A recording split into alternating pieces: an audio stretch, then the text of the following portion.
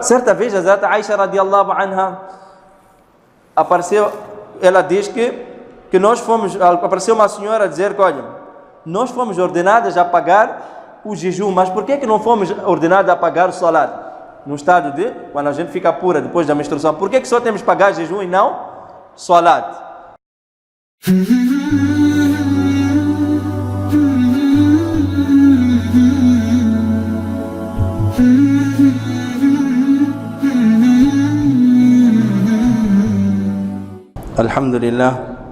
Alhamdulillah wa kafa wa salamun ala ibadihi alladhina istafa. Amma ba'd, fa'udhu billahi minash shaitanir rajim. Bismillahir rahmanir rahim. Ayyaman ma'dudat.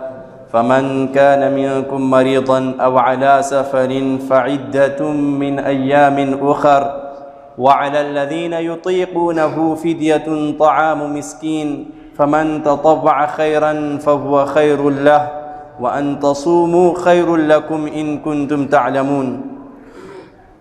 وقال النبي صلى الله عليه وسلم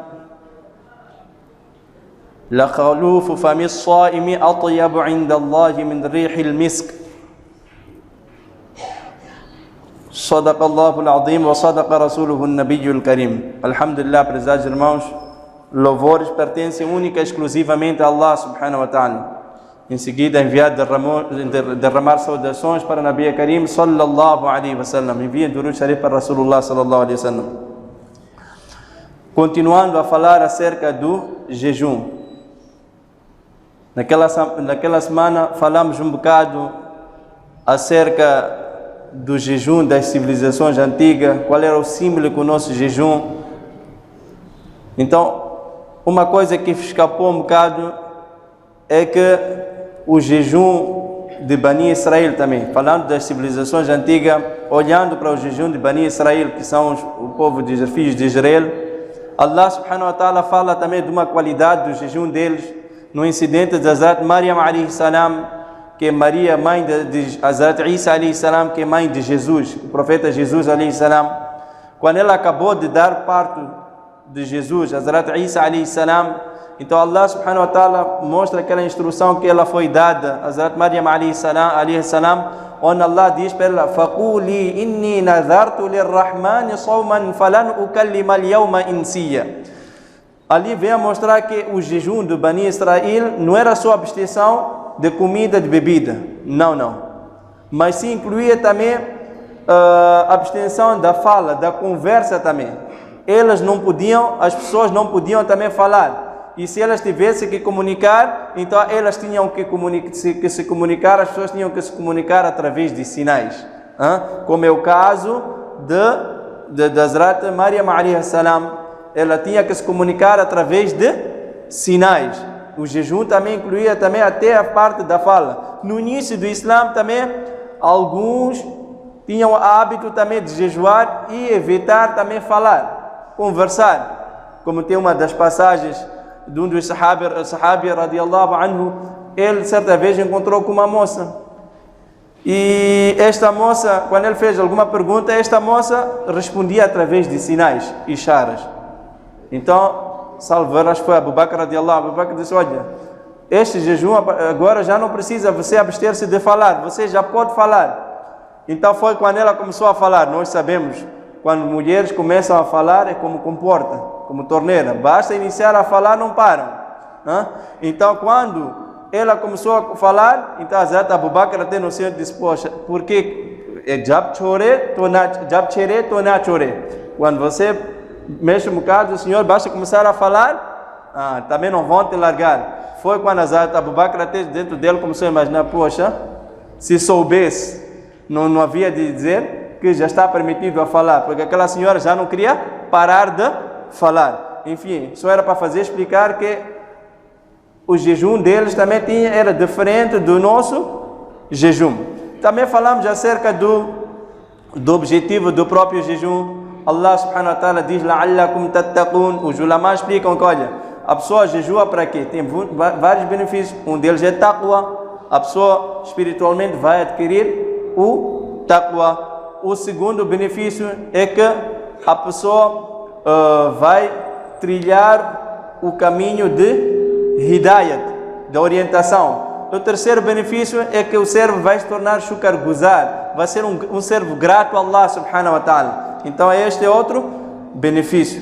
Depois também falamos ayyam ma'dudat, que Allah facilitou mais ainda nosso jejum, que são durante dias contados, são só 30 dias, 29, 30, basta visualizar-se a lua no início, então vamos contar ou 29 ou 30 dias até a visualização de outra lua. Então são dias contados que a gente consegue contar. E facilitou ainda mais. Allah subhanahu wa ta'ala diz que aquele que estiver doente, que se encontrar doente, não poder jejuar. Mas atenção, a doença aqui que está a se referir é uma doença que você não consegue, está a sentir muita dificuldade a jejuar, não há de conseguir jejuar. Mas tem que haver um médico experiente a dizer que é para melhor evitar jejuar. Não é qualquer doença você logo precisa de jejuar, não, porque eu estou doente. Qual é a doença? É uma doença banal, que não é justificativa para você não jejuar. Temos que ver o tipo de doença para você, que você tem permissão de não jejuar. Apesar de estar dentro do Ramadã, mas você pode não jejuar. Então temos que consultar os médicos experientes, que eles podem dizer que não, evita este tipo de doença, senão pode piorar a tua doença, ou você não há de suportar, ou tem que ter essa medicação, é infalível, etc. Então você deve consultar. Outro aspecto também, falamos acerca das viagens. Viagens, falamos que também está desculpado, não pode não jejuar. Então aqui atenção, prezados irmãos, quando eu digo pode não jejuar, está a mostrar que apesar de estar no Ramadã, você pode não jejuar. Só que o melhor tempo de hoje é melhor você jejuar. Por quê? Porque para pagar mais tarde não é um processo fácil. Nós sabemos, basta perder esse ambiente. O Ramadã, Allah facilitou muito. Mas depois do Ramadã, com o shaitan todo solto, etc., o ambiente já é diferente. Então para você pagar esse jejum custa muito. Não é a mesma coisa como no Ramadã. Então o melhor é você tentar, porque viagens de hoje, apesar de que, de acordo com o Shariat, por mais que você viaje uma distância longa, hoje já temos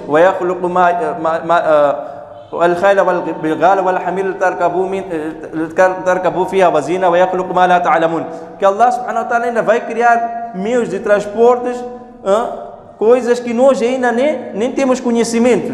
Hoje em dia podemos ver, na altura quando este ayat foi revelado, quem sabia o que é um avião?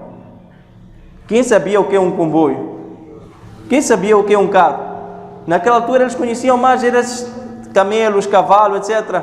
Então, com o andar do tempo, com a descoberta da modernização da tecnologia, vem a surgir mais meios de transporte. Por exemplo, hoje quer chegar sair daqui para Maputo. Se você usa voo, vai de avião.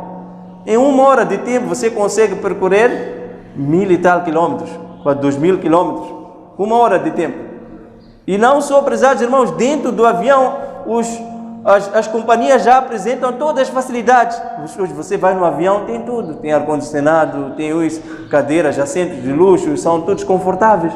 Então o melhor é não jejuar. Também acontece quando você viaja tanto no transportes, meio de base, etc. O melhor é você jejuar, porque temos muita facilidade, porque para pagar mais tarde é um processo e pode se tornar completamente difícil mais tarde. É por isso vale mais, apesar de estarmos de viagem, nós jejuar. Agora um aspecto muito importante que as senhoras às vezes não têm este conhecimento. Por exemplo, ela está de viagem. Só que ela, no momento que ela está antes de iniciar a viagem, ela fica misturada, aquele sangue sujo que tem dentro delas, que sai mensalmente aquele sangue, então ela apanha riso. Desde o início da viagem, ela sai já misturada. Então, no destino dela, onde ela vai chegar, ela fica pura para o sangue de misturação. Será que ela deve fazer qasr, aquele salat reduzido ou não? Então, qual é a opinião? Os ulama explicam que não. Ela não pode fazer qasr, não deve fazer qasr. Ela não pode fazer salatos reduzidos, mas sim deve fazer os salatos completos. Porque a viagem iniciou quando ela estava impura, ainda não era obrigatório o qasr para ela, não tinha essa autonomia do qasr. Então ela pode chegar também, independentemente dos dias que ela vai ficar, poucos ou muitos dias, não deve fazer caça. Segundo, se ela durante o percurso, ela fica na viagem, durante o trajeto, ela fica no caminho, fica pura.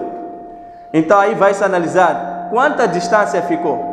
Se for ainda cobrir uma distância que é shar'i, vai andar uma distância que vai atingir distância shar'i, que ela pode fazer qasr, então neste caso ela pode fazer, vai ser considerada musafir, viajante. E depois também, este pronto é assunto das senhoras. Só que pronto, quando falamos de viajante, o melhor hoje em dia é nós jejuarmos, porque para pagar é muito difícil, mais tarde. Depois falou-se de alguns benefícios também do próprio jejum. Alguns que ficaram é que pronto, a pessoa quando jejua, ela fica muito próxima de Allah subhanahu wa ta'ala, atinge o qurb ila Allah, tem uma proximidade para com Allah subhanahu wa ta'ala. É por isso que num dos ayats que vem onde fala de ahkam do próprio jejum de Ramadã, então Allah subhanahu wa ta'ala nos ayat diz: "Wa idha sa'alaka ibadi anni fa inni qarib", mostra que estamos muito próximos de Allah subhanahu wa ta'ala. Você fica próxima de Allah subhanahu wa ta'ala. Por exemplo, no Jawahirul Quran também tem uma passagem onde vem a dizer que a pessoa, quando jejua, quando faz um jejum, ele aproxima-se de Allah subhanahu wa ta'ala de tal forma que é mais que uma viagem de 70 anos. Mas não uma viagem de 70 anos. Um jejum só aproxima mais que essa viagem de 70 anos. Pronto, não tenho referência disso, porque isso só mencionado no Jawahirul Quran. É bom consultar os ulamás. Nós só vamos pegar no geral, esta ayat é suficiente para mostrar a proximidade. Wa idha sa'alaka ibadi anni fa inni qarib. A pessoa quando jejua torna-se querida de Allah subhanahu wa ta'ala. Como assim querida? Nós ouvimos aquela passagem: La khalufu famis sami atyabu inda Allah min rihil misk. Só aquele vapor, aquele cheiro que sai da boca do jejuador, perante Allah é mais querido que o cheiro de almíscar, de perfume. Se este é só o cheiro daquele que jejua, imaginemos aquele que é o próprio jejuador. Quão querido não é de Allah subhanahu wa ta'ala? Torna-se querido de Allah subhanahu wa ta'ala. E depois ele fica com tendência de prática, de inclinação, de praticar as boas ações. E atenção, o mumid e muawin do jejum, o jejum também é um grande ajudante. Ajuda-nos o quê? A nos afastar dos mal haram, aqueles bens que são haram, ilícitos, proibidos. Você quando jejua, então você automaticamente começa a se abster dessas coisas que são ilícitas, proibidas, bens que são haram. E também, prezados irmãos, continuando a falar, ayyam ma'dudat, são poucos dias. Quando tiver doente e encontrar de viagem, então não pode não jejuar, apesar de estar no Ramadã, mas que deve pagar nos outros dias fora do Ramadã. Depois o ayat continua: وَعَلَى الَّذِينَ يُطِيقُونَهُ فِدْيَةٌ طَعَامُ مِسْكِينٍ فَمَنْ تَطَوَّعَ خَيْرًا فَهُوَ خَيْرٌ لَهُ. E impende aos que podem fazê-lo, mas com muita dificuldade. Aqui Hazrat Abdullah ibn Abbas, ele diz, no Bukhari vem dizer que Abdullah ibn Abbas diz que aqui yutiqunahu está no significado yatajashamunahu, aqueles que podem jejuar, só que eles conseguem jejuar com muita dificuldade. Para conseguir jejuar tem que passar por muita dificuldade. Então neste caso impede eles, um resgate. Eles devem pagar um resgate, fidya. Nós conhecemos como fidya, para redimir-se. Então eles o que devem fazer? Alimentar um necessitado. Por dia de Ramadã, por cada jejum que ele perder, ele deve alimentar um necessitado. Esta é a opinião de Hazrat Abdullah ibn Abbas. Vem mencionado no próprio Bukhari. Mas a maioria dos intérpretes mufassirin, exegetas, eles dizem que não. Aqui este ayat não está a referir isto. Aqui quando diz yutiqunahu, está a mostrar aquele que tem capacidade, que consegue fazer o jejum com toda a facilidade. Ele pode fazer jejum. Mas no início do Islã, Allah facilitou tanto para criar o hábito nas pessoas de conseguirem jejuar. Então Allah deu esta opção. Qual é a opção? Que eles podem jejuar, se eles quiserem. Se não quiser, não lhes apetecer jejuar, então eles podem. Só que para a desobrigação deste jejum, eles tinham que fazer, neste caso, a desobrigação de jejum se fazia por meio de alimentação do necessitado por dia, em todo o Ramadã. Então eles tinham a opção, esta ou esta forma, ou jejuar ou alimentar um necessitado, dar o fidya. Só que mais tarde, este ayat ficou mansukh, ficou cancelado, abrogado. Como ficou cancelado? Quando surgiu quando o ayat Ya ayyuhalladhina amanu kutiba alaykumus siyam foi revelado, então deixou de dizer faman shahida minkumus shahra falyasum. Então bastou ser revelado o ayat de jejum, então este ayat perdeu aquela opção, ficou cancelado. Todo aquele que tem capacidade de jejuar deve jejuar, não tem como. Só para aqueles que têm uma doença, têm uma idade avançada, são velhos, esses que têm dificuldade, aquela provocada pela velhice ou por uma enfermidade incurável, aquele que dá em mim, é uma doença que não tem cura, ou não tem umid de shifayab, ele não tem esperança de ter cura daquela doença. Então estes ainda continuam com este ahkam de pagar o fidya, dar um resgate, alimentar um necessitado. Então aqui um grupo dos ulama diz que não, está a referir àqueles que conseguem com muita dificuldade pagar o resgate. Ou diz que não, isso foi no início do Islã para facilitar as pessoas, só que depois ficou cancelado esta ordem. وَعَلَى الَّذِينَ يُطِيقُونَهُ فِدْيَةٌ طَعَامُ مِسْكِينٍ. E o fidya aqui diz que é para alimentar o necessitado. Agora aqui, a pergunta vem, você chama o necessitado, dá. Aparece dois necessitados, que você preparou um produto, você pode dar na equivalência ou pode dar em produto, seja como for. Então você preparou, vem duas pessoas, você quer dar de um dia, dar para duas pessoas, é possível ou não? Então aqui uns dizem que não é recomendável, mas Allah chama e diz pronto, pode dar. Ou então você pega fidya que era para dar várias pessoas, num só dia chama uma única pessoa, dizer que está aqui, toma lá, pode ou não pode? Então embora que não é recomendável, mas Allah chama, permite, desde que pode dar. Agora acontece que a pessoa não tem capacidade, não tem dinheiro, é pobre, é necessitado. Como é que ela vai dar fidya? Será que também deve dar fidya?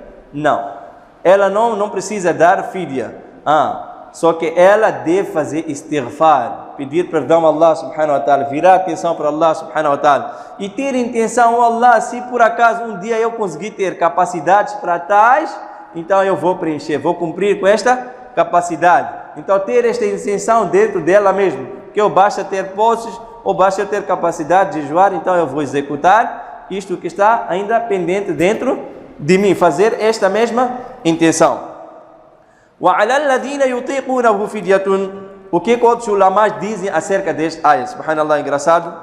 Azad Shah Waliullah. Azad Shah Waliullah, ele diz que, olha, aqui quando diz yutiqunahu aqui está a referir ao sadaqatul fitr. Ao sadaqatul fitr.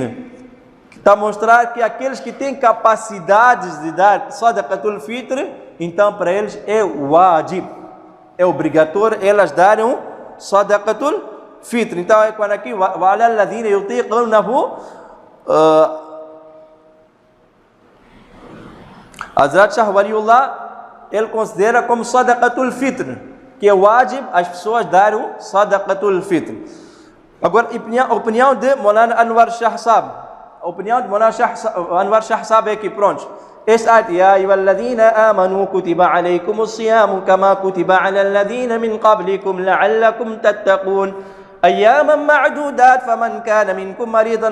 Então ele diz que, olha, eu sou da opinião, porque aqui desde o início da ayat até este versículo, este ayat estamos a falar, aqui Allah ainda não falou nada de Ramadã, não está a falar nada de jejum de Ramadã.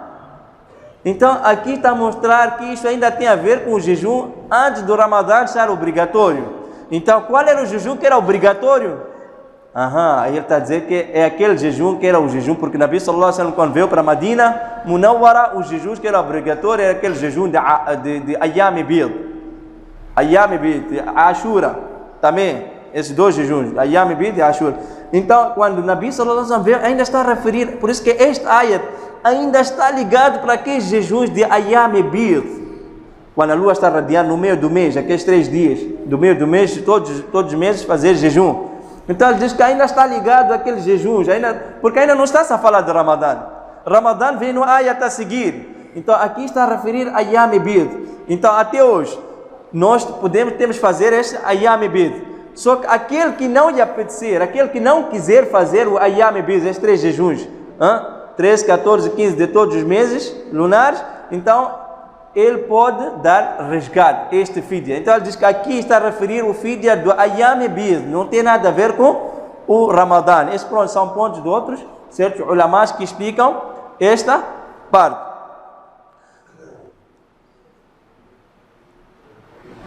فَمَنْ تَطَوَّعَ خَيْرًا فَهُوَ خَيْرٌ لَهُ. Aquele que mais o faz voluntariamente, para além dele dar o obrigatório, ele ainda aumenta mais um bocado. Por exemplo, em vez de dar um necessitado, ele dá 2 necessitados. Em vez de dar uma quantia que é estipulada, ele aumenta mais naquela quantia. Então, quem mais o faz voluntariamente, visando o bem, فَهُوَ خَيْرٌ لَهُ, seria melhor. Para além daquilo que é obrigatório, ele dá mais. Não há nenhum problema você dar mais. وَأَنْ تَصُومُوا خَيْرٌ لَكُمْ إِن كُنْتُمْ تَعْلَمُونَ. Mas fica a saber que jejuardes vos é melhor, se soubesses. Muitas das vezes nós usamos desculpa para não jejuar. Não. Jejum tem muito benefício. Já falamos vários benefícios acerca de jejum. Jejum tem benefícios espirituais, jejum tem benefícios sociais, jejum tem benefícios também físicos.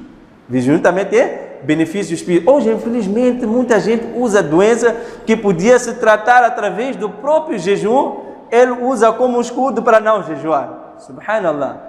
Vejamos, aqui na referência do jejum, se nós formos a investigar a medicina moderna, vamos ver que a medicina moderna aquece inteira, completa, plenamente nisto.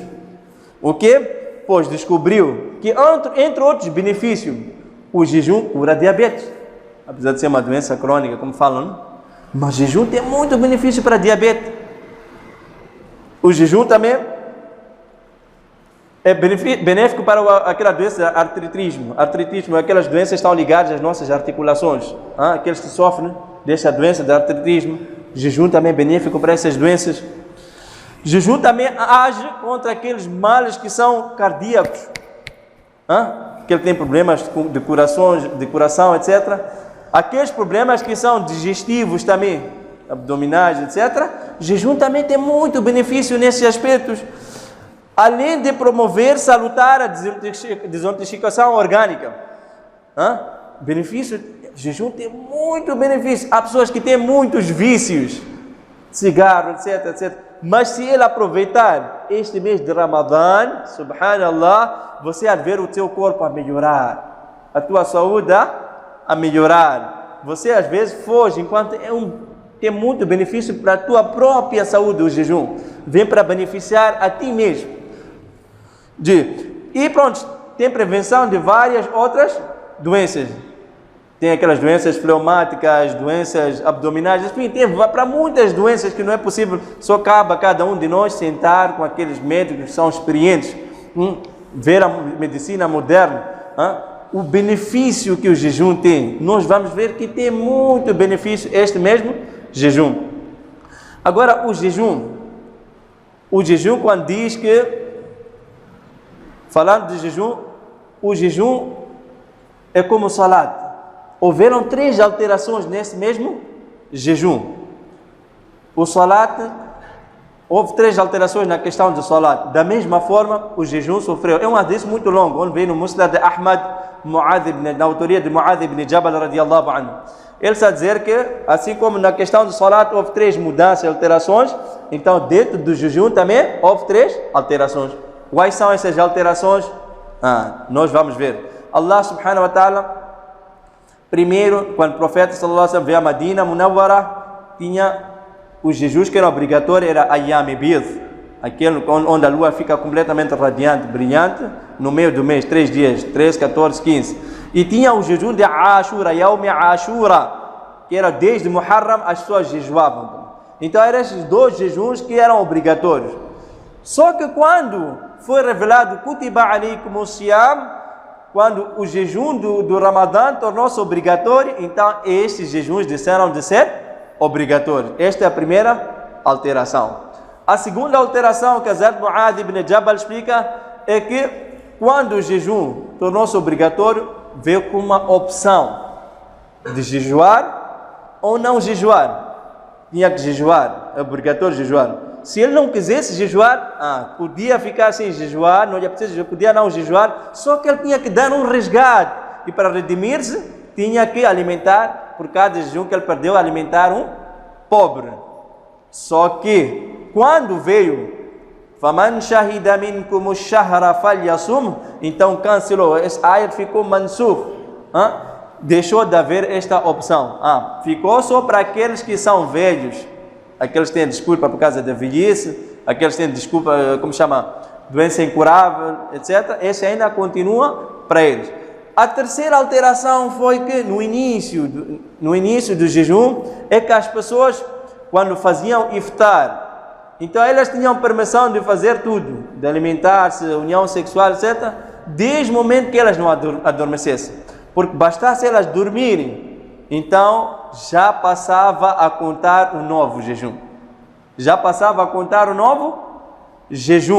Elas já, bastasse despertar, já não podiam nem comer nada, nem comer, nem beber, nem dormir com suas esposas. Então era um bocado pesado. Foi quando Allah depois revelou a ayat: "Uhilla lakum laylata as-siyam ar-rafathu ila nisaikum." Olha, a partir de agora, vocês já estão permitidos tudo. Quer dormir com sua esposa, pode. Quer comer, pode. Desde o momento que não chega aquele momento da alvorada. Até a última parte da noite, que nós chamamos a hora do suhur. Muitas das vezes as pessoas não gostam de dizer. Enquanto que o khusus, imtiaz e khususiyat, a particularidade distinta entre nós e o povo, os Ahl Kitab, os adeptos do livro, então é este suhur. Então nós temos que fazer este suhur na última parte da noite, temos que ter hábito. Não é você logo despachar a noite, não é boa coisa. Embora que é válido, mas é bom nós fazermos naquela última parte da noite, nem que for para beber água, ou comer um cajur, ou comer algo. Fazer o sunnah de acordar na última parte da noite e fazer suhur é muito importante. Neste momento Allah subhanahu wa ta'ala faz descer muito baraka. Os anjos fazem dua para essas pessoas que fazem suhur. Temos que ter hábito de fazer o suhur. Estamos entendendo? Fazer nossa intenção a partir dali. Acho que o tempo já não permite. Então nós vamos levar em consideração esses pequenos pontos acerca do jejum. Jejum quando entra o mês de Ramadã, pronto. Também à frente vai falar um bocado acerca da ligação do Corão e o mês de Ramadã. Alhamdulillah, semana passada mexeu-se muito neste aspecto e há de haver finalização do Corão aqui esta semana. Muitos masajid vão estar a anunciar a finalização do Corão. Nós vamos participar, aproveitar estes duás na finalização do Corão, estes ambientes, ligar, ter amor pelo Corão, também temos que ligar. Agora, tem certos aspectos que estão ligados às mulheres. Quais são esses aspectos? Tem alguns mais sérios que são específicos para as mulheres. Por exemplo, aquelas mulheres que são haiza, estão menstruadas, e aquelas mulheres que estão em um estado de nifas, aquele sangramento pós-parto. Então, estas não devem jejuar. É proibido elas jejuar. Não devem jejuar, mas que devem pagar, fazer qadá depois do Ramadã. Devem fazer. Que devem fazer. Agora, certa vez, a Hazrat Aisha radiallahu anha apareceu, ela diz que apareceu uma senhora a dizer que, olha, nós fomos ordenadas a pagar o jejum, mas por que não fomos ordenados a pagar o salat? No estado de, quando a gente fica pura depois da menstruação, por que só temos que pagar jejum e não salat? Então a Hazrat Aisha radiallahu anha explicou, olha, Isso são assuntos que têm a ver somente com a revelação, estão baseados com a revelação. Nós só temos que seguir essas instruções que estão decretadas no Corão e Sunnah. O que aqui estamos a ensinar? Existem leis de Sharia que não podemos ligar a nosso raciocínio, não deve depender da lógica. Alguns sim, algumas ordens ligam-se à lógica, mas tem muitas outras. Nossa mente é deficiente, certas ordens de Allah nós não estamos capacitados para entender. Não podemos depender qual é a lógica. Por que isso? Por que isso? Nós temos que daqueles que sami'na wa ata'na, escutamos, ouvimos e obedecemos. Então nós temos que, não podemos depender da lógica, como neste caso. Aqui não tem lógica. Por que você jejua depois de Reis e por que não paga a salat? Não depende da lógica. Também outros, sahabas também mancharam esse aspecto, porque nós sabemos Masa al-Khufayn, aquele passar deles molhados naquela meia de leda. Então, normalmente o que pisa o chão é a sola da meia. Mas quando a gente faz massa, onde é que a gente põe a mão molhada? Põe embaixo? Não, passa por cima, um sítio que nem pisa o chão. E nem tocamos aquela parte de baixo. É para mostrar certas leis não estão ligadas à lógica. É como também no caso de juros, interesse. Nós vamos ver, aparentemente, vemos que juro aumenta. Você está a cobrar a mais, vai ganhar muito. Deu 100 meticais, tem que receber 500. Você aparentemente está a ver. Mas Allah diz o contrário no Corão. Yamhaqullahu riba wa yurbi sadaqat. O que faz aumentar não é isto. Quem faz aumentar é Allah, o sadaqa, você está a gastar, aparentemente você está a tirar, está a diminuir. Mas Allah diz, você vai ter mais. Então são coisas que não vão com a lógica. Ou então você está com o wudu, você deixa escapar ar, solta atrás, sai gases. Tem wudu ou não? Fica com o wudu não, quando você deixa escapar gases lá atrás. Perde o wudu não, ou não? Perde. Mas quando você vai fazer o wudu, costuma lavar aquele sítio? Alguém lava aquele sítio? Não mexe aquele sítio, lava outros membros, cara, braço, maçã, tudo. Então tem coisas que não tem nada a ver com a lógica. Não podemos procurar a lógica para entendermos um certo mas'alá de din. Não podemos ser desses. Então este é o primeiro caso. As mulheres que estão menstruadas, as mulheres que se encontram no estado de nifas não devem jejuar. Só que depois do Ramadã, elas devem pagar esses jejuns. Segunda coisa. Há mulheres que estão de estado. Há mulheres que estão de estados. Hamilatun, estão grávidas. No nosso português, né? Grávidas. E tem mulheres que estão também, são murdi'atun, estão a amamentar os filhos, os bebês, as crianças. Então, será que essas devem jejuar ou não? Aqui, por exemplo, o massalá é que se elas receiam que vai prejudicar a elas ou ao filho, a criança, elas podem não jejuar. Só que devem repor. Agora, quanto a repor, tem diferente opinião dos ulamás. Eles analisam o prejuízo era para quem, para a mãe, ou era para o bebê, ou era para ambos. Então, eles analisam certos pontos. Este é o segundo aspecto. O terceiro aspecto é aquele sangue que sai da mulher, que não tem nada a ver com a menstruação. Então, elas, neste caso, não podem se atrapalhar com aquele sangue. Aquele sangue é um sangue falso. Eles devem jejuar normalmente, fazer salat normalmente. Aquele sangue não pode impedir o jejum nem o salat. Só quando for o sangue de reis, você ter com certeza que é sangue de reis ali, você não pode mexer, não pode fazer os teus ibadat. Agora também quanto ao pagamento, se mulheres, as pessoas ainda não fizeram qadá, então elas devem repor antes da entrada do outro Ramadã, fazer esforço. É por isso que certos ulamás dizem que, olha, se houver jejuns que às vezes são sunnat, são mustahab, em vez de elas primeiro ocupar-se a pagar, isso é geral, em vez de nós primeiro ocuparmos a pagar esse tipo de jejuns, primeiro temos que dar preferência àqueles que são faras. Agora se você confia, se vai pagar, pronto, consulta os ulamás. Mas se você não tem hábito de pagar, primeiro dá preferência a esses jejuns que você perdeu, que são qadá. Agora, quando é um jejum normal, não tem a ver com Ramadã, não tem a ver com jejum de Ramadã, será que as mulheres podem jejuar normalmente? As mulheres sim podem jejuar, só que se elas são casadas, elas não estão autorizadas a jejuar sem permissão dos seus maridos. É muito importante saber isso.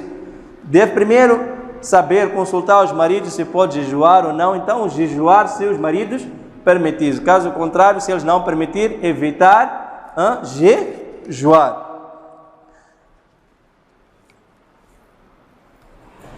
E quando a pessoa não está de jejum, muitas vezes, acho que já falou alguns dos molanos aqui, nós não podemos comer abertamente.